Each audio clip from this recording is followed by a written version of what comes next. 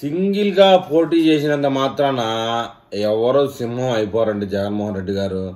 అలా అయితే KA Paul international సింహం. ఎందుకంటే మీ పేటీఎం బ్యాచ్కి చెప్పండి, ప్రతి దాంట్లో సింహం సింగిల్ సింహం సింగిల్. నువ్వేం సింగిల్గా రావడంలే, వేల మందితో మందలు వేసుకొని వచ్చాడు. నిన్నగాక మొన్న ఒక పెళ్లి సంగతి దేవుడు ఎరుగు. నీ పర్యటనే అంతా మీడియాలో, సాక్షిలో అంతా నీ పర్యటనే. మన రాప్తాడుకి వెళ్ళినప్పుడు అదే, ఇంకొకటి అదే, మన హైదరాబాద్లో కోర్టుకు పోయినప్పుడు అదే. ఏ మాట సింహం సింగిల్గా అంటూ మన శ్యామల గారు కూడా సోషల్ మీడియాలో ఒకటే ఊదర కొడుతుంది. ఎవరితో పొత్తు పెట్టుకోడు, ఎవరితో లేదు, కలిసి అలవాటు లేదు, అది ఇది.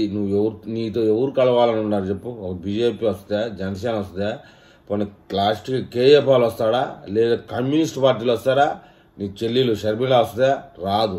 ఇలాంటి దానికి ఎందుకు ఊరికే ఓగు చేసి సింహం సింగిల్గా పోటీ ఇదే కొత్తలోకి వస్తూ ఉండు.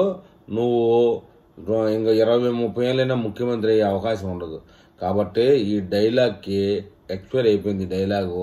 ఇంకా మీదట ఈ డైలాగ్ తగలకుండా ఉంటేనే మంచిది. లేదంటే నువ్వు కేఏ పాల్ కంటే దిగజారిపోతావు.